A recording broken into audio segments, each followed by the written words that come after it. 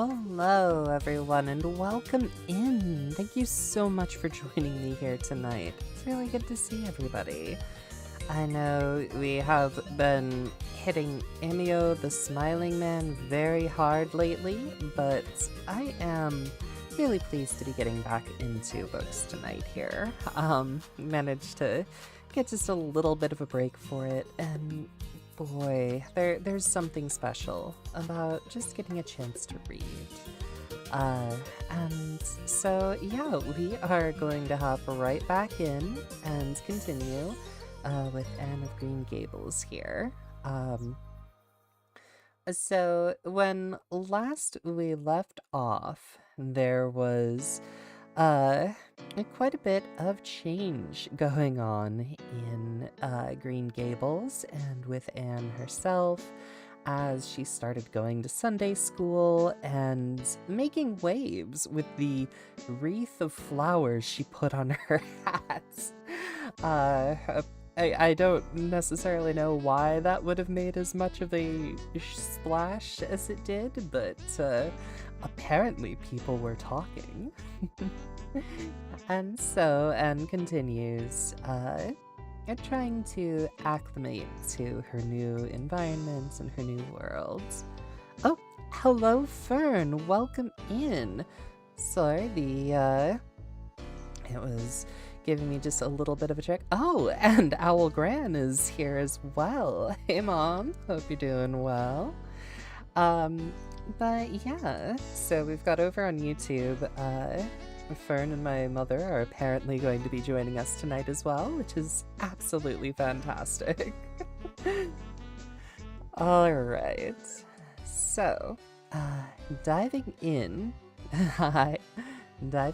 chapter 14, Anne's Confession, and let's just switch the music over to something a little less chiptune for this. On the Monday evening before the picnic, Maria came down from her room with a troubled face.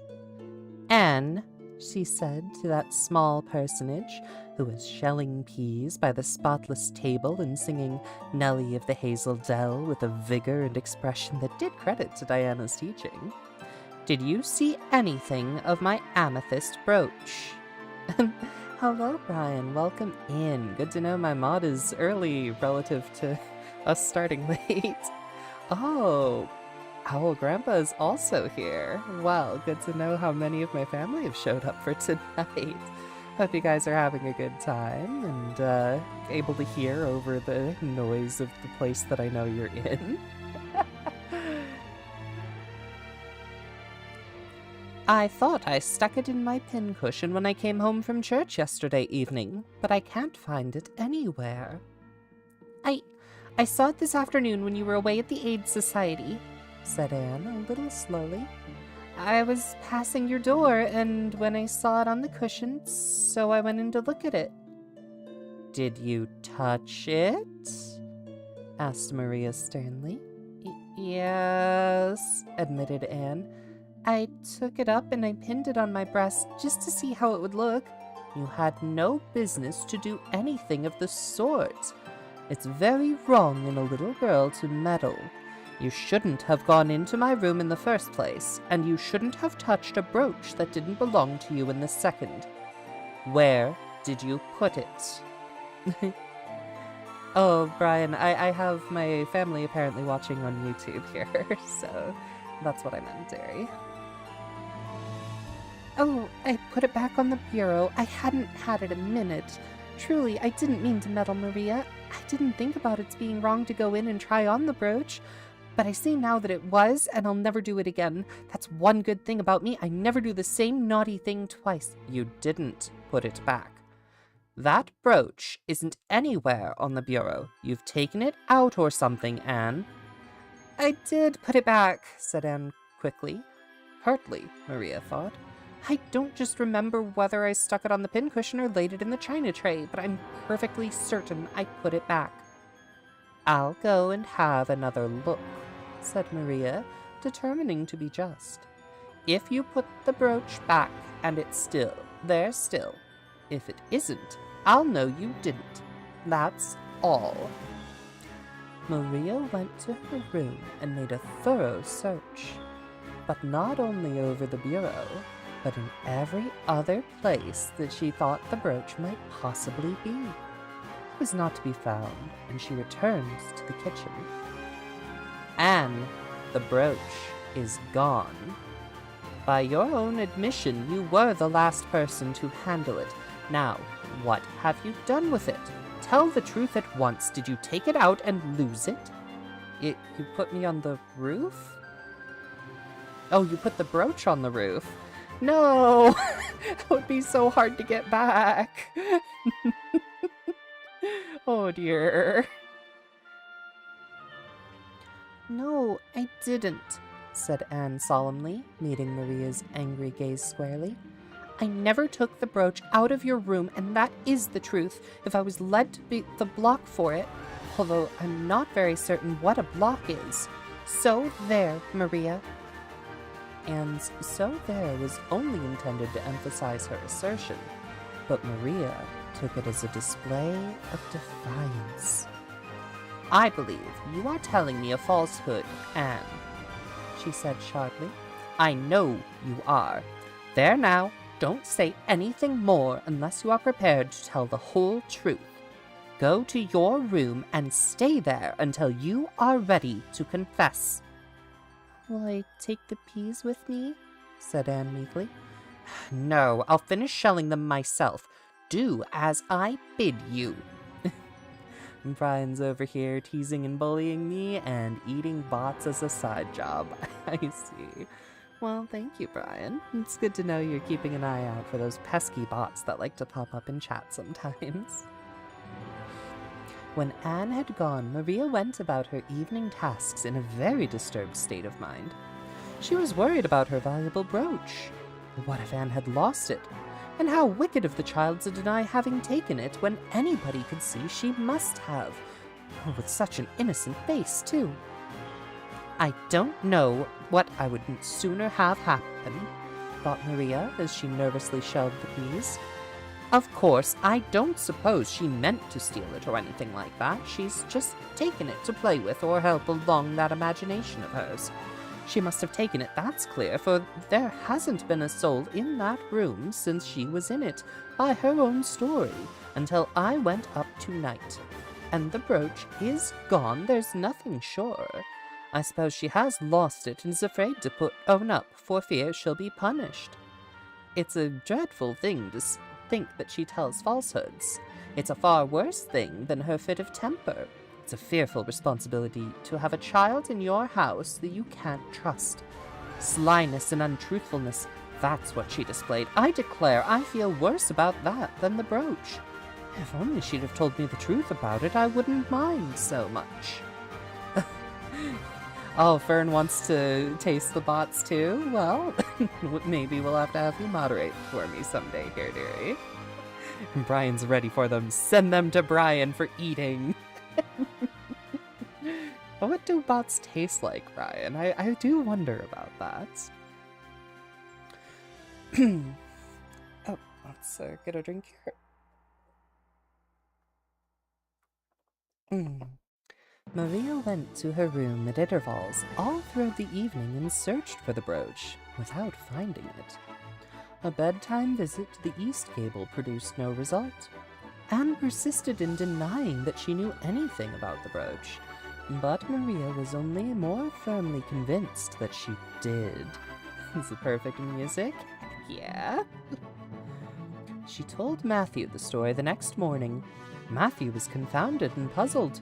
He could not so quickly lose faith in Anne, but he had to admit that circumstances were against her. Oh, Brian's not sharing because they're Brian's bots. Hey, Brian, you're welcome to the snacks in the break room. I'm not trying to starve you outside of the bots. Yes, perfect music for the situation. The soundtrack works so well for this book. I love it. Apparently bots taste like a mix of beef and sugar. I don't know how that... and Fern thinks they taste like chicken. Well, I guess the chicken flavor bots go to Fern and the beef and sugar ones go to Brian. I have no idea how you tell the flavor in advance, but, you know, bots being what they are. Maybe. You're sure it hasn't fell down behind the bureau? Was the only suggestion he could offer. Honestly, that's what I was wondering too. The bots from Owl Mother. Ah, okay, it's that special Owl Mom seasoning that makes them taste like chicken. Got it? I've moved the bureau, and I've taken out the drawers, and I've looked in every crack and cranny, was Maria's positive answer.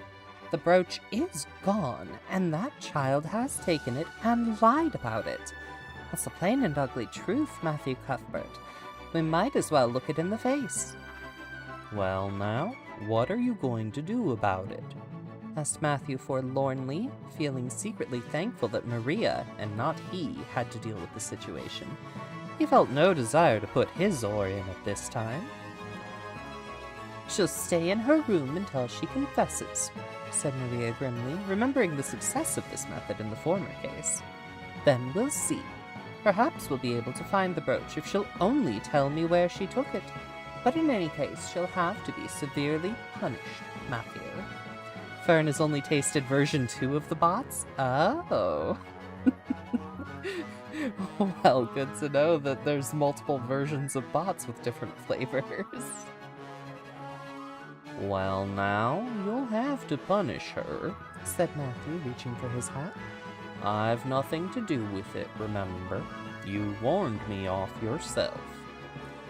Maria felt deserted by everyone. She could not even go to Mrs. Linda for advice.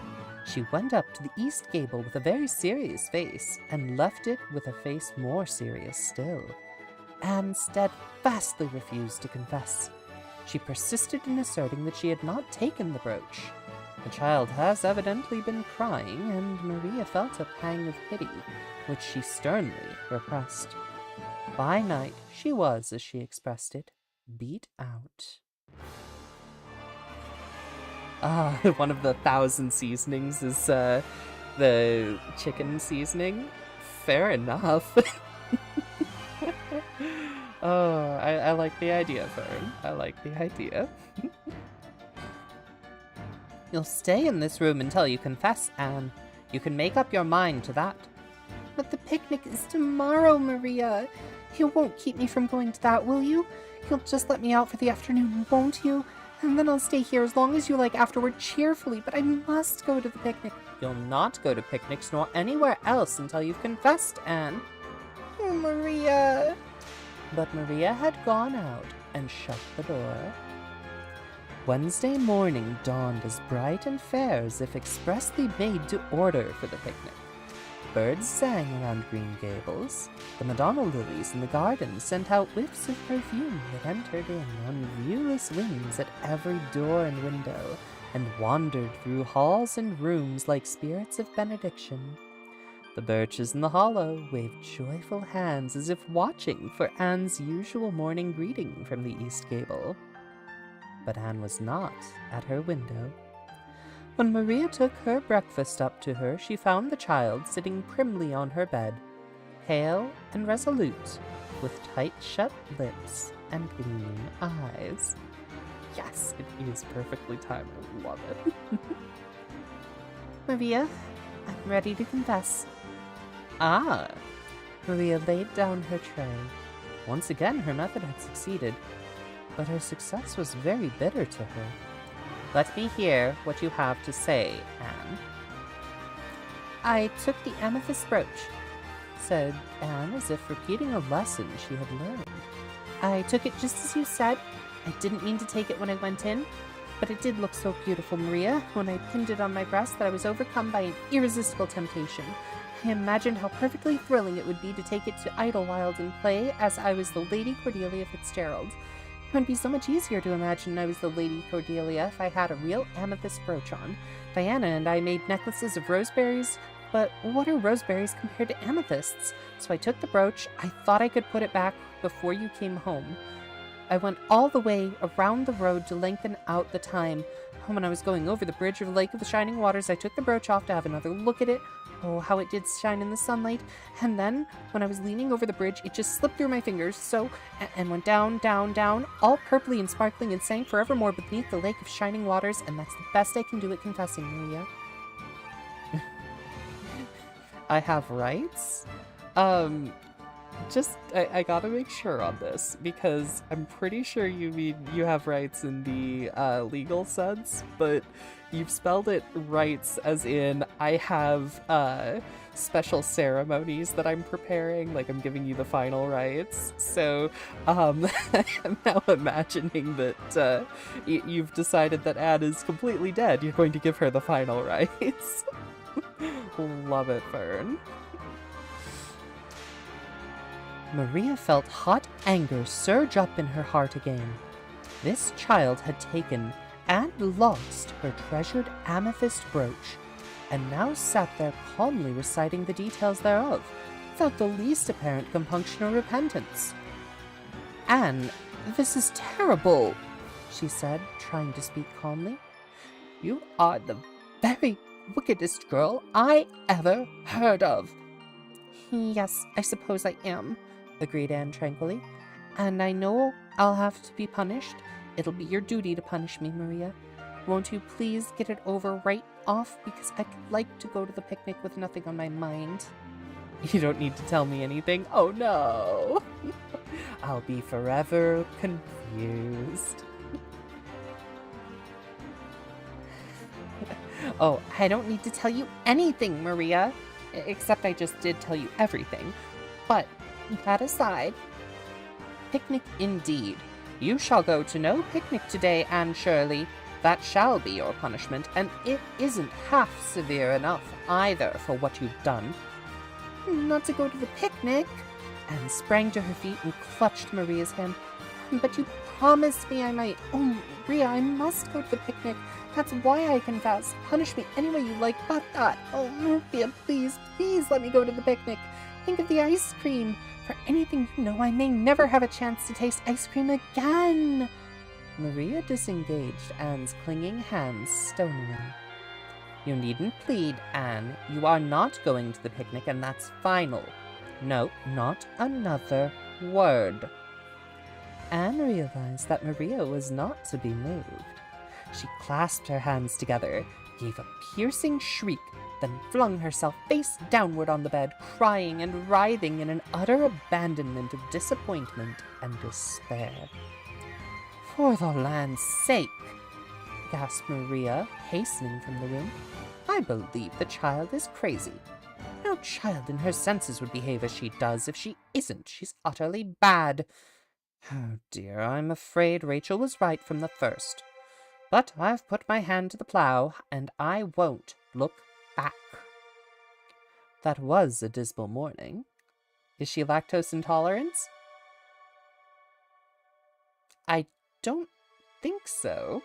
They haven't made any mention of lactose intolerance. I don't suppose they would they have known in the 1800s whether or not somebody was specifically lactose intolerant? I'm going to guess she isn't, just based off of, like, European heritage being what she most likely has. Oh, she can't have ice cream? She can't have ice cream because she's not allowed to go to the picnic. And the picnic is where they're having the ice cream. A very rare treat that is not commonly found in her time in her part of Canada there. So yeah, no, but no, she also, I have no idea if she's lactose intolerant or not. That was a dismal morning. Maria worked fiercely and scrubbed the porch floor and the dairy shelves when she could find nothing else to do. Neither the shelves nor the porch needed it, but Maria did. Then she went out and raked the yard. When dinner was ready, she went to the stairs and called Anne. A tear-stained face appeared, looking tragically over the banisters. "Come down to your dinner, Anne." "I don't want any dinner, Maria," said Anne sobbingly. I couldn't eat anything. My heart is broken. You'll feel remorse of conscience someday, I expect, for breaking it, Maria, but I forgive you. Remember when the time comes that I forgive you, but please don't ask me to eat anything, especially boiled pork and greens. Boiled pork and greens are so unromantic when one is in affliction. Exasperated, Maria returned to the kitchen and poured out her tale of woe to Matthew, who, between his sense of justice and his unlawful sympathy with Anne, was a miserable man. Well now, she shouldn't have taken the brooch, Maria, or told stories about it, he admitted, mournfully surveying his plateful of unromantic pork and greens as if he, like Anne, thought it a food unsuited to crises of feeling. But she's such a little thing. Such an interesting little thing. Don't you think it's pretty rough not to let her go to the picnic when she's so set on it? Matthew Cuthbert, I'm amazed at you. I think I've let her off entirely too easy, and she doesn't appear to realize how wicked she's been at all. That's what worries me most. If she'd really felt sorry, it wouldn't be so bad, and you don't seem to realize it neither. You're making excuses for her all the time to yourself. I can see that. Hello, Brian, over on YouTube. It's good to see that you've arrived there. Anne is not lactose intolerant. She's just not trying. Well, that's one way to look at it, I suppose. Well, now, she's such a little thing, feebly reiterated Matthew. And there should be allowances made, Maria. You know she's never had any bringing up. Well, she's having it now, retorted Maria. The retort silenced Matthew, if it did not convince him. That dinner was a very dismal meal. The only cheerful thing about it was the Jerry Buote, the hired boy, and Maria resented his cheerfulness as a personal insult. What's this crown? I don't actually know, Brian. Is it edible? I also don't know. When her dishes were washed and her bread sponge set and her hens fed, Maria remembered that she had noticed a small rent in her best black lace shawl when she had taken it off on Monday afternoon on returning from the Ladies' Aid. She would go and mend it. The shawl was in a box in her trunk. As Maria lifted it out, the sunlight falling through the vines that clustered thickly about the window struck upon something caught in the shawl. Something that glittered. Oh, bye. All right, Fern. Take care. Something that glittered and sparkled in facets of violet light. Maria snatched at it with a gasp. It was the amethyst brooch hanging to a thread of the lace by its catch. Dear life and heart, said Maria blankly. What does this mean? Here's my brooch safe and sound that I thought was at the bottom of Barry's pond. Whatever did that girl mean by saying she took it and lost it? I declare, I believe Green Gables is bewitched. I remember now that when I took off my shawl Monday afternoon, I laid it on the bureau for a minute. I suppose the brooch got caught in it somehow. Well... Maria betook herself to the east gable, brooch in hand. Anne had cried herself out and was sitting dejectedly by the window. Anne Shirley, I've just found my brooch, hanging to my black lace shawl. Now I want to know what that rigmarole you told me this morning meant. Wait, you said you'd keep me here until I confessed, returned Anne wearily. And so I decided to confess because I was bound to get to the picnic. I thought out of confession last night after I went to bed and made it as interesting as I could. And I said it over and over so that I wouldn't forget it. But you wouldn't let me go to the picnic after all, so all my trouble was wasted. Maria had to laugh in spite of herself, but her conscience pricked her. And you do beat it all. But I was wrong. I see that now. I shouldn't have doubted your word when I'd never known you to tell a story. Of course, it wasn't right for you to confess to a thing you hadn't done. It was very wrong to do so, but I drove you to it. So if you'll forgive me, Anne, I'll forgive you, and we'll start square again. And now, get yourself ready for the picnic. Anne flew up like a rocket. Oh, Maria, isn't it too late? No, it's only 2:00. They won't be more than well gathered yet, and it'll be an hour before they have tea. Wash your face and comb your hair and put on your gingham. I'll fill a basket for you. There's plenty of baked stuff in the house, and I'll get Jerry to hitch up the sorrel and drive you down to the picnic ground. Oh, Maria! Exclaimed Anne, flying to the washstand. 5 minutes ago I was so miserable I was wishing I'd never been born, and now I wouldn't change places with an angel. That night, a thoroughly happy, completely tired out Anne returned to Green Gables in a state of beatification impossible to describe. Notaic, welcome in and thank you for the boops. Good to see you, dearie.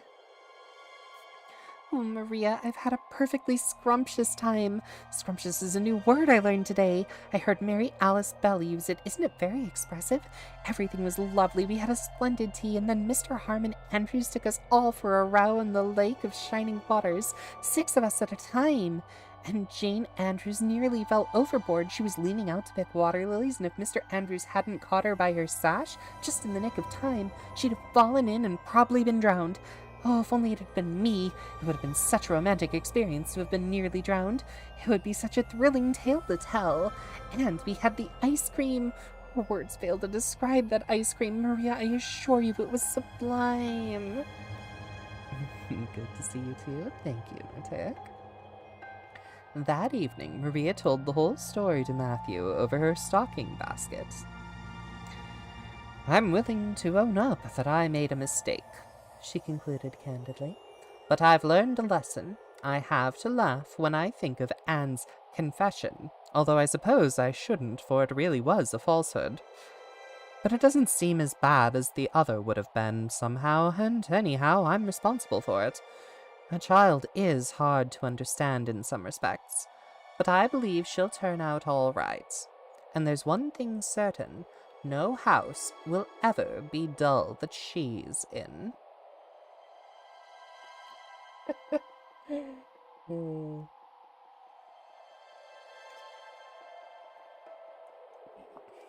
Oh my goodness. I did not expect it to be the shawl that was the culprit there. Oh my. Oh, pre-stream foods and a Celine audiobook? Yay? Well, yay indeed, May Mortem. Welcome in. Let's get you a shout out there. Brian, Notaic, if either of you wouldn't mind, please.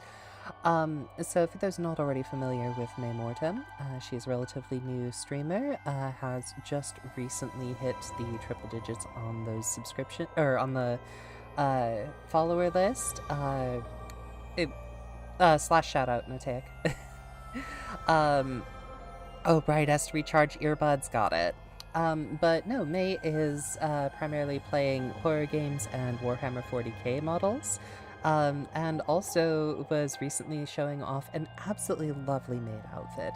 If you are 18 plus, feel free to check out her community. It's a lovely time.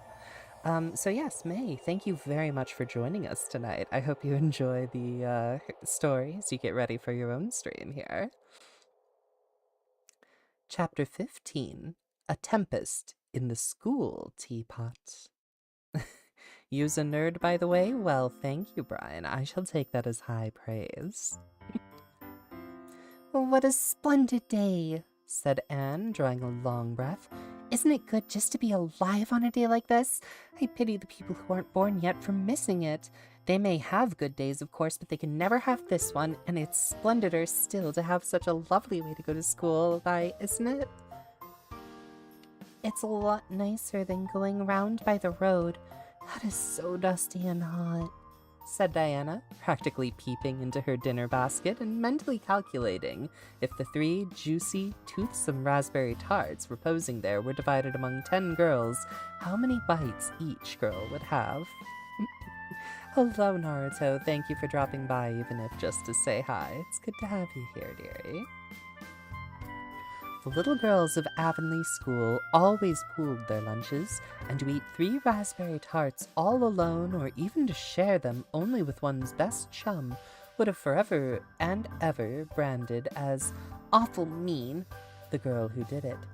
And yet, when the tarts were divided among 10 girls, you just got enough to tantalize you. The way Anne and Diana went to school was a pretty one.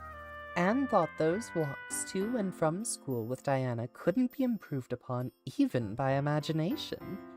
Going around by the main road would have been so unromantic, but to go by Lover's Lane and Willowmere and Violet Vale and Birch Path was romantic if ever anything was. Lover's Lane opened out below the orchard at Green Gables and stretched far up into the woods at the end of the Cuthbert farm. It was the way by which the cows were taken to the back pasture and the wood hauled home in the winter. Anne had named it Lover's Lane before she had been a month at Green Gables. "Not that lovers ever really walk there," she explained to Maria, "but Diana and I are reading a perfectly magnificent book and there was a Lover's Lane in it, so we want to have one too. And it's a very pretty name, don't you think? So romantic. We can even imagine the lovers into it, you know? I like that lane because you can think out loud there without people calling you crazy." Anne started out alone in the morning, went down Lover's Lane as far as the brook. Here Diana met her, and the 2 little girls went up on the lane under the leafy arch of maples. Maples are oh my goodness. "Maples are such sociable trees," said Anne. "They're always rustling and whispering to you until they came to a rustic bridge. Then they left the lane and walked through Mr. Barry's back fields and past Willowmere. Beyond Willowmere came Violet Vale, a little green dimple in the shadow of Mr. Andrew Bell's big woods. Of course there are no violets there now, but Diana says there are millions of them in the spring. Oh, Maria, can't you just imagine? Can you see them? It actually takes my breath away. I named it Violet Vale. Diana says she never saw the beat of me for hitting on fancy names for places. It's nice to be clever at something, isn't it? But Diana named the Birch Path. She wanted to, so I let her, but I'm sure I could have found something more poetical than plain Birch Path. Anyone can think of a name like that, but the Birch Path is one of the prettiest places in the world, Maria." It was. Other people besides Anne thought so when they stumbled on it. It was a little, narrow, twisting path winding over a long hill straight through Mr. Bell's woods, where the light came down, sifted through so many emerald screens that it was as flawless as the heart of a diamond. It was fringed in all its length with slim young birches, white-stemmed and lice-embowed, ferns and starflowers and wild lilies of the valley and scarlet tufts of pigeonberries grew thickly along it, and always there was a delightful spiciness in the air, and the music of bird calls and the murmur and laugh of wood winds in the trees overhead.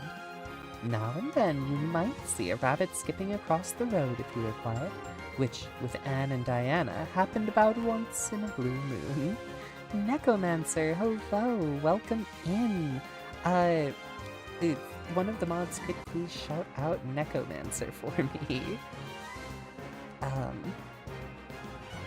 Down in the valley, the path came out to the main road, and then it was just up the Spruce Hill to the school. Thank you very much.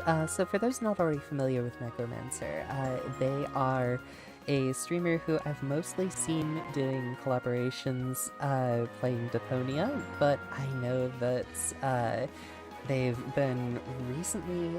Oh, what was it I saw that they were doing? It sounded quite fun. Something about horse racing? No dig, thank you very much.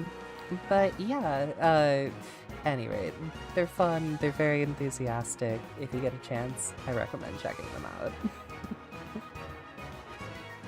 The Avonlea School was a whitewashed building in the eaves and wide in the windows, furnished inside with comfortable, substantial, old-fashioned desks that opened and shut, and were carved all over their lids with the initials and hieroglyphics of 3 generations of school children.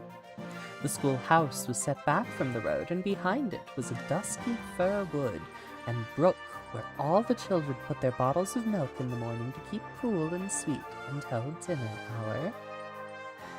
Uma Musume, I think that might have been the horse racing game. Necromancer would be able to tell you more about that, though. Maria had seen Anne start off to school on the first day of September with many secret misgivings.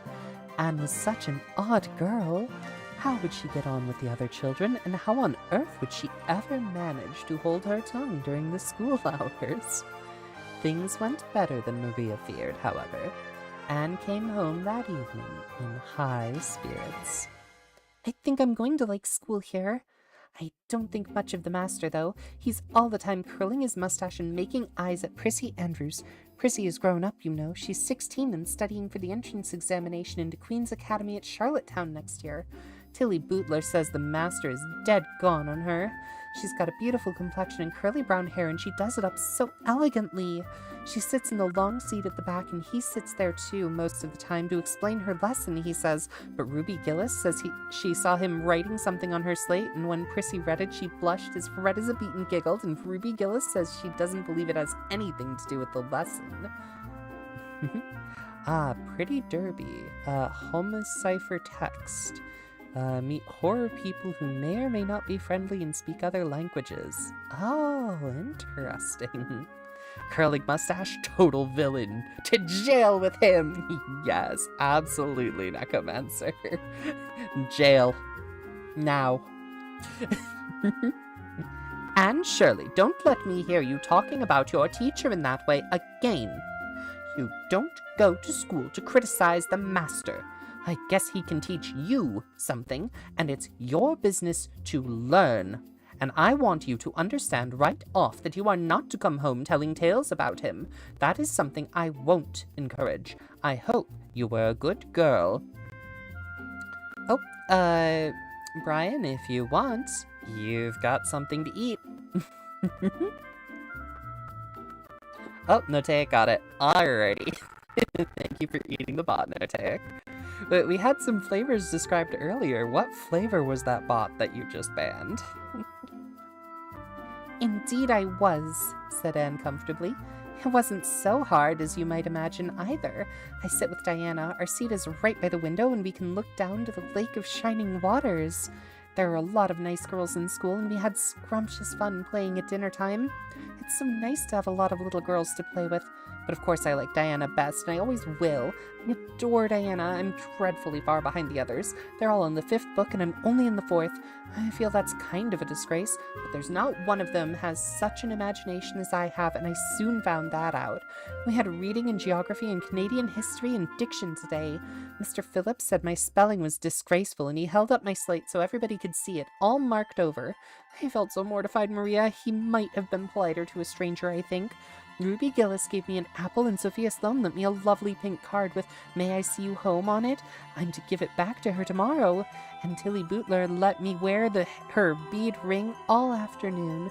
Can I have some of those pearl beads off that old pincushion in the garret to make myself a ring? And oh, Maria, Jane Andrews told me that Minnie McPherson told her that she heard Prissy Andrews tell Sarah Gillis that I had a very pretty nose. Maria, that is the first compliment I've ever had in my life, and you can't imagine what a strange feeling it gave me. Maria, have I really got a pretty nose? I know you'll tell me the truth. Oh, that one tastes like matcha? Well, good to know, Noteic. Your nose is well enough, said Maria shortly. Secretly, she thought Anne's nose was a remarkably pretty one, but she had no intention of telling her so. That was 3 weeks ago, and all had gone smoothly so far. And now, this crisp September morning, Anne and Diana were tripping blithely down the birch path, 2 of the happiest little girls in Avonlea. I guess Gilbert Blythe will be in school today, said Diana. He's been visiting his cousins over in New Brunswick all summer, and he only came home Saturday night. He's awfully handsome, and he teases the girls something terrible. He just torments our lives out. Diana's voice indicated that she rather liked having her life tormented out than not. Gilbert Blythe? Isn't it his name that's written up on the porch wall with Julia Bell's and a big "take notice" over them? Yes, said Diana, tossing her head, but I'm sure he doesn't like Julia Bell so very much. I've heard him say he studied the multiplication table by her freckles. Oh, don't speak about freckles to me. It isn't delicate when I've got so many. But I do think that writing take notices up on the wall about the boys and girls is the silliest ever. I should just like to see anybody dare to write my name up with the boys. Not, of course, that anybody would. Anne sighed. She didn't want her name written up. But it was a little humiliating to know that there was no danger of it. Ah, Anne, that is such a mood. Nonsense, said Diana, whose black eyes and glossy tresses had played such havoc with the hearts of Avonlea schoolboys that her name figured on the porch walls in half a dozen taken notices. It's only meant as a joke, and don't you be too sure your name won't ever be written up. Charlie Sloane is dead gone on you. He told his mother, mind you, that you were the smartest girl in school. That's better than being good looking. No, it isn't, said Anne, feminine to the core. I'd rather be pretty than clever. And I hate Charlie Sloane. I can't bear a boy with goggle eyes. If anyone wrote my name up with his, I'd never get over it. Diana Barry, but it is nice to keep ahead of your class. Bringing up freckles is a no-no near Anne? Clearly. Ah, Ma'am Wardham, take care. Thank you very much once again for joining us. Hope you have a lovely time, whatever it is you're getting up to tonight. You'll have Gilbert in your class after this, and he's used to being head of his class, I can tell you. He's only in the... Oh, that's the wrong place. You'll have Gilbert in your class after this, and he's used to being head of his class, I can tell you. He's only in the 4th book, although he's nearly 14. 4 years ago, his father was sick and had to go to Alberta for his health, and Gilbert went with him. They were there 3 years, and Gil didn't go to school hardly any until he came back. You won't find it so easy to keep head after this, Anne. I'm glad. I couldn't really feel proud of keeping head of little boys and girls of just 9 or 10. I got up yesterday spelling ebullition. I don't know this word. I got up yesterday morning spelling ebullition. Josie Pye was head, and mind you, she peeped in her book. Mr. Phillips didn't see her. He was looking at Prissy Andrews, but I did. I just swept her a look of freezing scorn, and she got as red as a beet and spelled it wrong after all. Those Pye girls are cheats all around, said Diana indignantly as they climbed the fence to the main road. Gertie Pye actually went and put her milk bottle in my place in the brook yesterday. Did you ever? I don't speak to her now. When Mr. Phillips was in the back of the room hearing Prissy Andrews' Latin, Diana whispered to Anne, That's Gilbert Blythe, sitting right across the aisle from you, Anne. Just look at him and see if you don't think he's handsome. Anne looked accordingly. She had a good chance to do so, for the said Gilbert Blythe was absorbed in stealthily pinning the long yellow braids of Ruby Gillis, who sat in front of him, to the back of her seat. He was a tall boy with curly brown hair, roguish hazel eyes, and a mouth twisted into a teasing smile. Presently, Ruby Gillis started up to make a sum to the master. She fell back into her seat with a little shriek, believing that her hair was pulled out by the roots.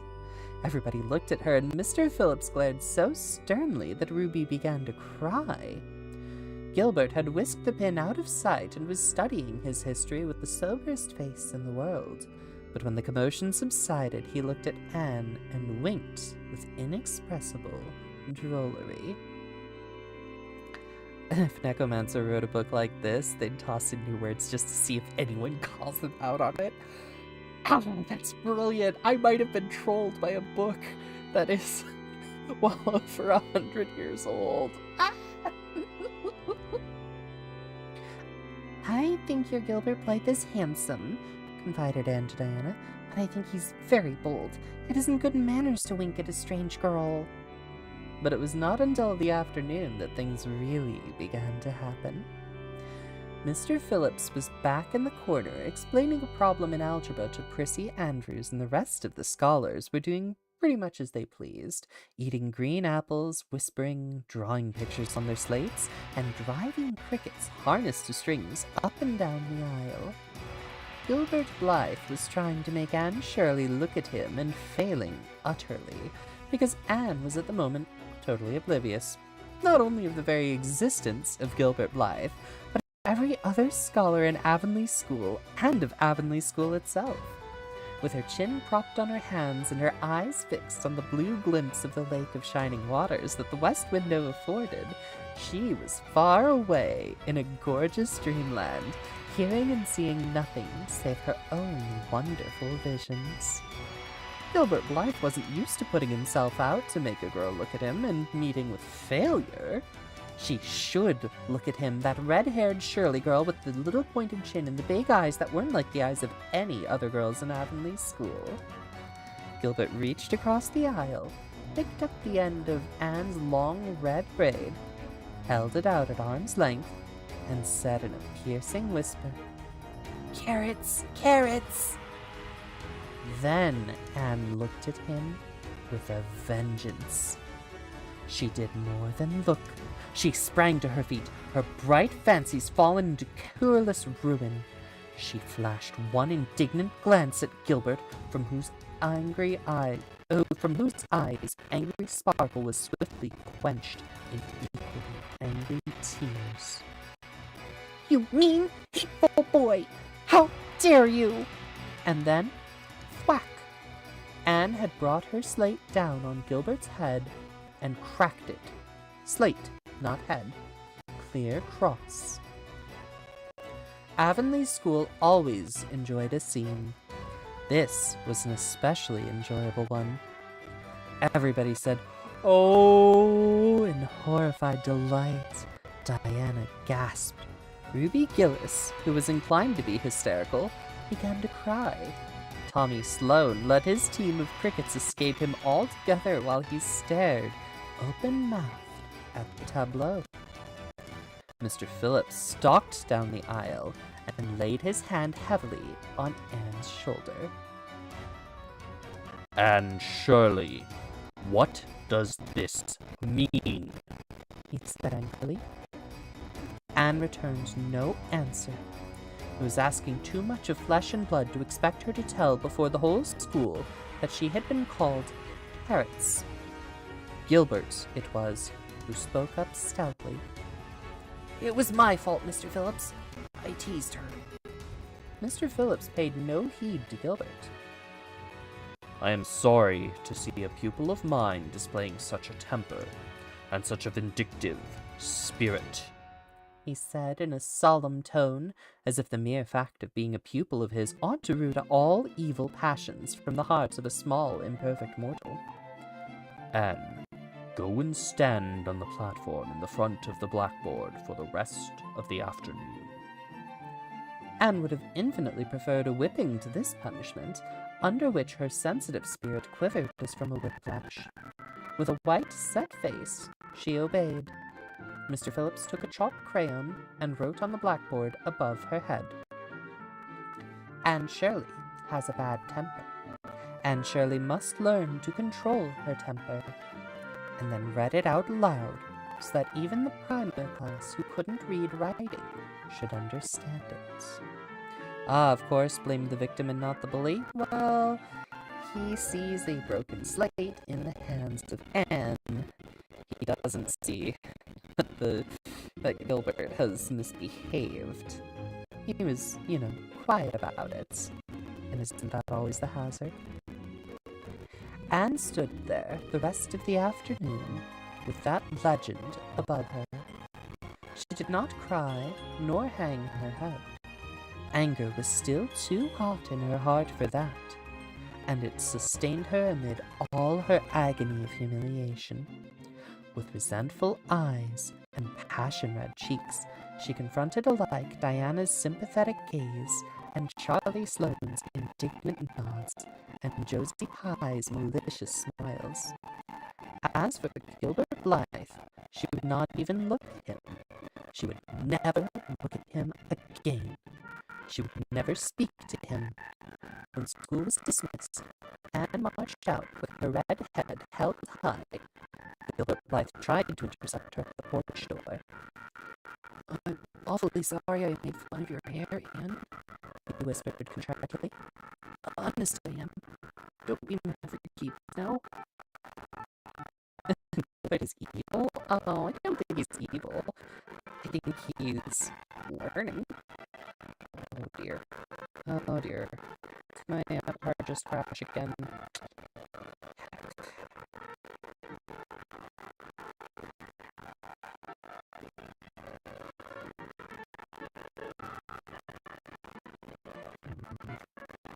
The whole system seems to be struggling here, so I'm going to turn my 3D avatar off, and hopefully that should bring us back to our normal reading. I think. Maybe? We'll find out in a moment, I suppose. We'll give it just a moment to wrap up. Oh dear, oh dear, oh dear. Well, all the same, thank you everyone for bearing with me while I figure this out. There it goes. A little robotic sounding on your end, but you're not sure about the others? Oh, well, it certainly seems to have simply fallen on my end, so... Alright, we will just have to, there we go. Yeah, I thought that might be the case, unfortunately. Alright.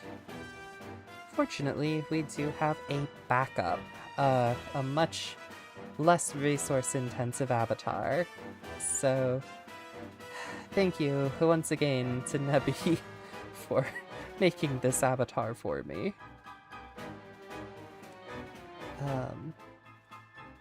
Oh my goodness, there we go. Alright, so we will simply have this as my avatar for tonight. You know, there's only so much time left here before we're gonna get rolling along anyway, but I would very much like to make sure that, Oh, did I completely lose stream here? That's not good. Thank you for the showers of love, Notek. I really heckin' appreciate it. The Pixel Sleen is adorable?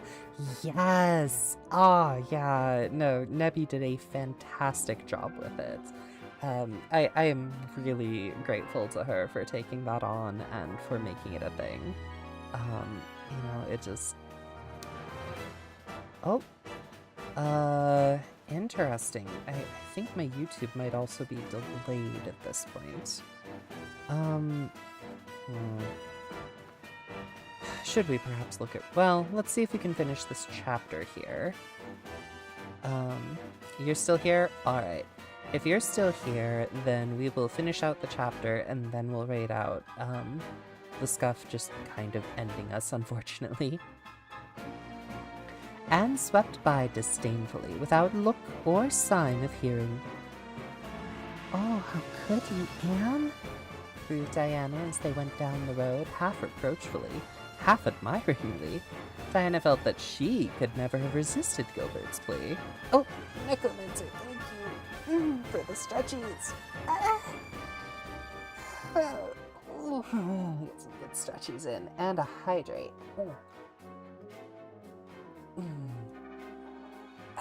Hydration complete. Thank you, Necromancer. "I shall never forgive Gilbert Blythe," said Anne firmly. "And Mr. Phillips spelled my name without an E, too. The iron has entered into my soul, Diana." Diana hadn't the least idea what Anne meant, but she understood it was something terrible. "You mustn't mind Gilbert making fun of your hair. Why, he makes fun of all the girls. He laughs at mine because it's so black. He called me a crow a dozen times, and I never heard him apologize for anything before either." "And there's a great deal of difference between being called a crow and being called carrots," said Anne with dignity. "Gilbert Blythe has hurt my feelings excruciatingly, Diana." It is possible the matter might have blown over without more excruciation if nothing else had happened. But when things begin to happen, they are apt to keep on. He probably spelled it as A-N-N. We can actually go back here. Yep. Here you can see Anne Shirley. He spelled her name without an E. Twice. Like, that at that point, it's not even just a regular misspelling. It's an actively, he's spelling her name wrong. How dare he? Avonlea scholars often spent noon hour picking gum in Mr. Bell's spruce grove over the hill and across his big pasture fields. From there, they could keep an eye on Eben Wright's house, where the master boarded. When they saw Mr. Phillips emerging therefrom, they ran for the schoolhouse. But the distance being about 3 times longer than Mr. Wright's lane, they were very apt to arrive there breathless and gasping, some 3 minutes too late.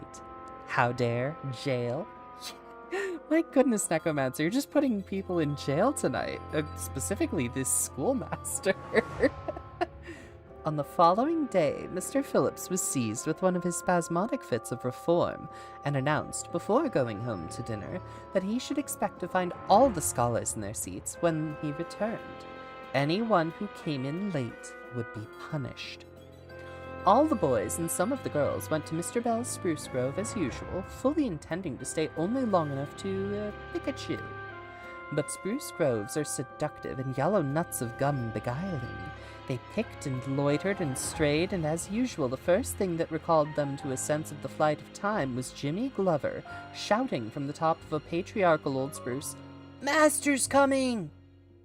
The girls, who were on the ground, started first and managed to reach the schoolhouse in time, but without a second to spare.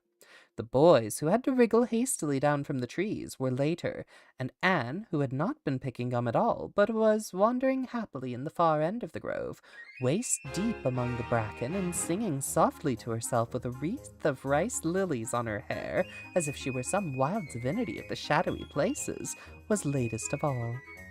Anne could run like a deer, however. Run she did, with the impish result that she overtook the boys at the door and was swept into the schoolhouse among them, just as Mr. Phillips was in the act of hanging up his hat. Mr. Phillips' brief reforming energy was over. He didn't want the bother of punishing a dozen pupils, but it was necessary to do something to save his word, so he looked about for a scapegoat, and found it in Anne, who had dropped to her seat, gasping for breath, with her forgotten lily wreath hanging askew over one ear, and giving her a particularly rakish and disheveled appearance.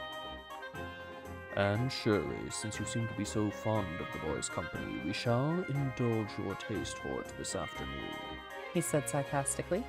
"Take those flowers out of your hair, and sit with Gilbert Blythe." The other boys snickered. Diana, turning pale with pity, plucked the wreath from Anne's hair and squeezed her hand. Anne stared at the master as if turned to stone. "Did you hear what I said, Anne?" queried Mr. Phillips sternly. "Yes, sir, but I didn't suppose you really meant it." "I assure you I did." Still with the sarcastic inflection which all the children and Anne especially hated, he flicked on the raw. "Obey me at once." For a moment, Anne looked as if she meant to disobey. Then, realizing that there was no help for it, she rose haughtily, stepped across the aisle, sat down beside Gilbert Blythe, and buried her face in her arms on the desk.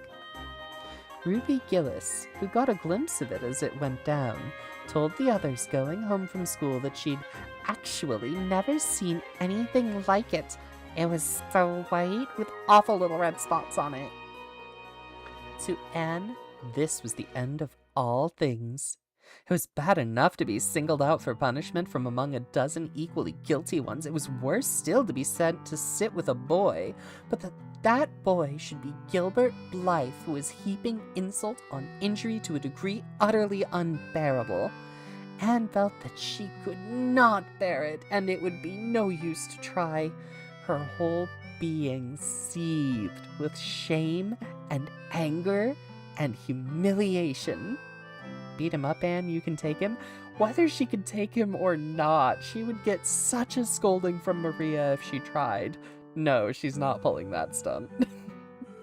At first, the other scholars looked and whispered and giggled and nudged, but as Anne never lifted her head, and as Gilbert worked fractions as if his whole soul was absorbed in them and them only, they soon returned to their own tasks, and Anne was forgotten.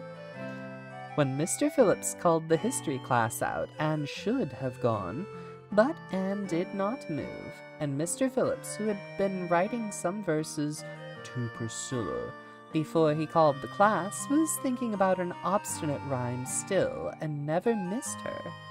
Once, when nobody was looking, Gilbert took from his desk a little pink candy heart with a gold motto on it, "You are sweet," and slipped it under the curve of Anne's arm.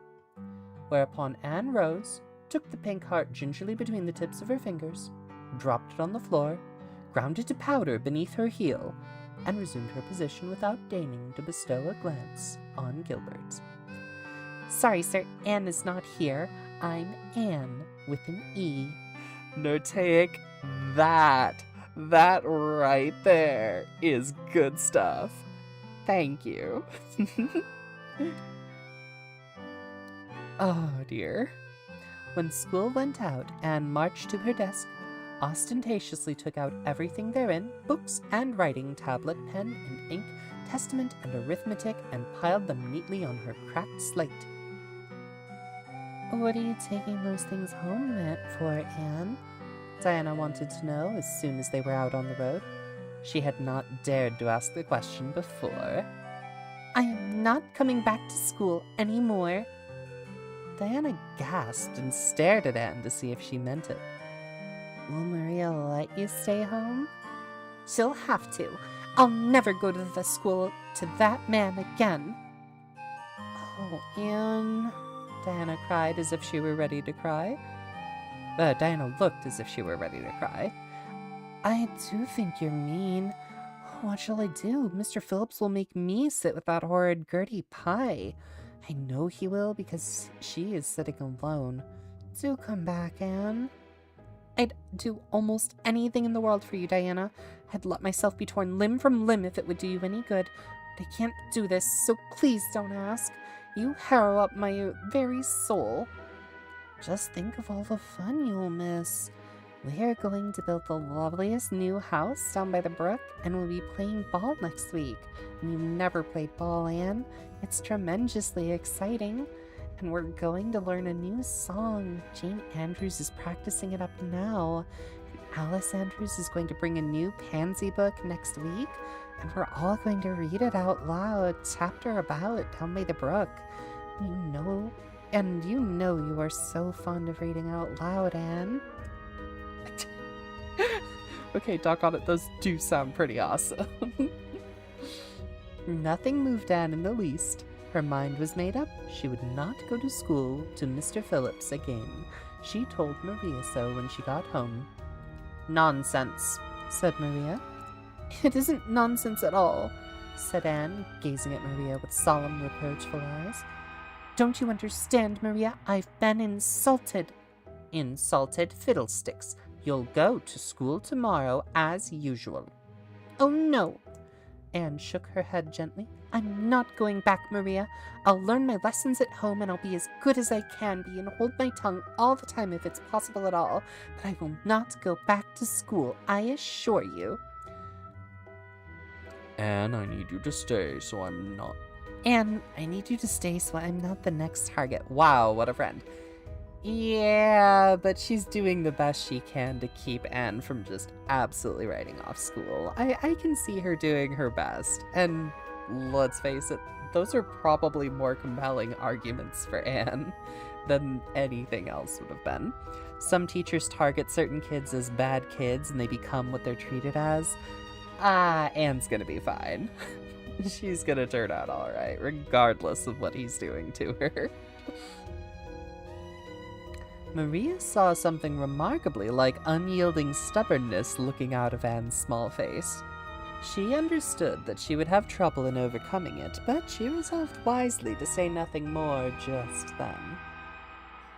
I'll run down and see Rachel about it this evening, she thought. There's no use reasoning with Anne now. She's too worked up, and I've an idea she can be awful stubborn if she takes the notion. Far as I can make out from her story, Mr. Phillips has been carrying matters with a rather high hand. But it would never do to say so to her. I'll just talk it over with Rachel. She's sent 10 children to school, and she ought to know something about it. She'll have heard the whole story, too, by this time. Maria found Mrs. Linden knitting quilts as industriously and cheerfully as usual.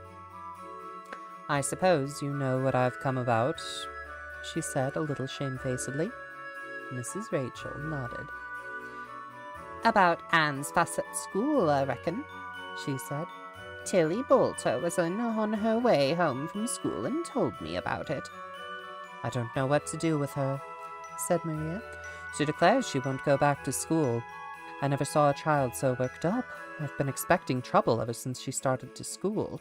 I knew things were going too smooth to last. She's so high-strung. What would you advise, Rachel? Well, since you've asked my advice, Maria, said Mrs. Linde amiably. Mrs. Linde dearly loved to be asked for advice.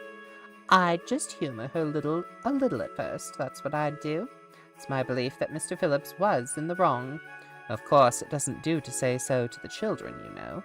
And of course, he did right to punish her yesterday for giving way to temper. But today was different. The others who were late should have been punished as well as Anne, that's what. And I don't believe in making girls sit with the boys for punishment. It isn't modest. Tilly Boulter was real indignant. She took Anne's part right through and said all the scholars did too. Anne seems real popular among them, somehow. I never thought she'd take with them so well.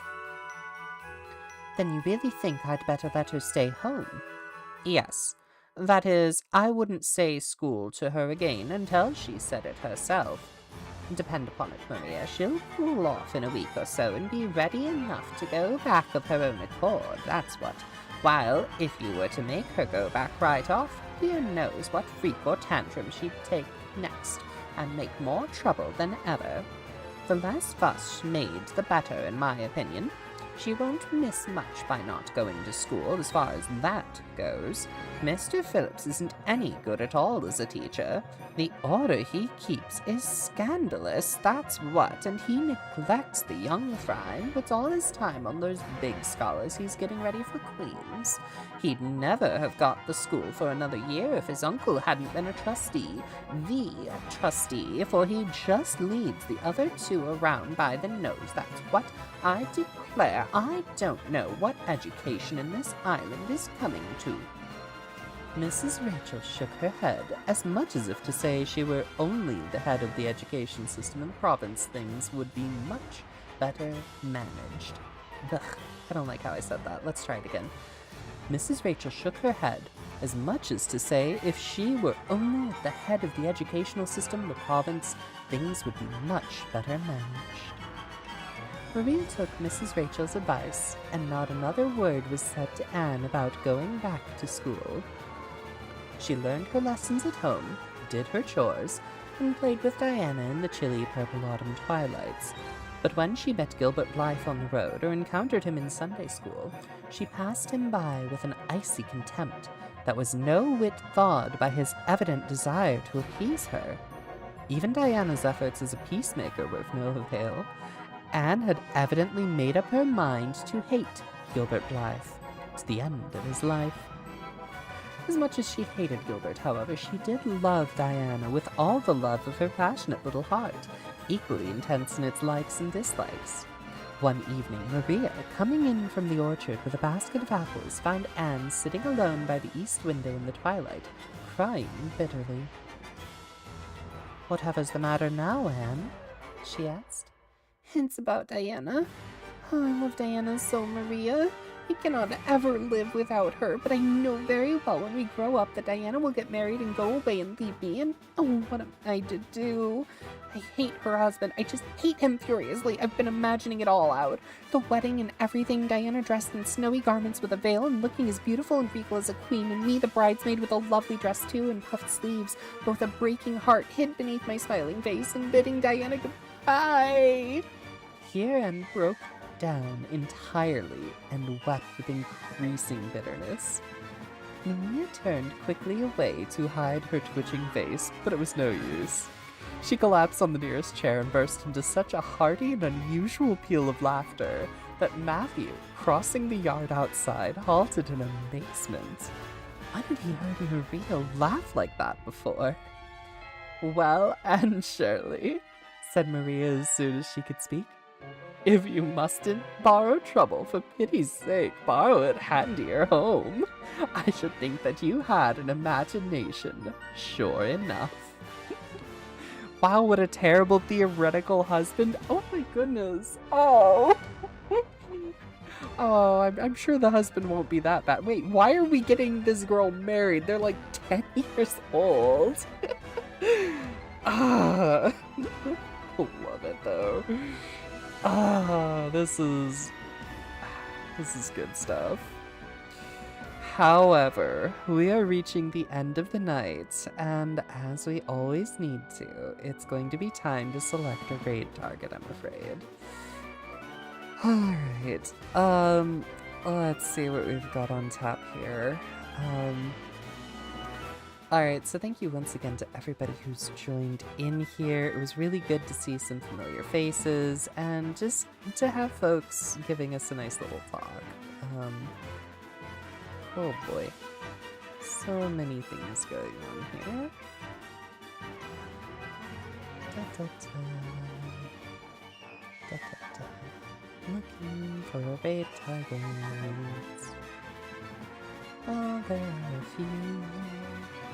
I wonder which will be the best.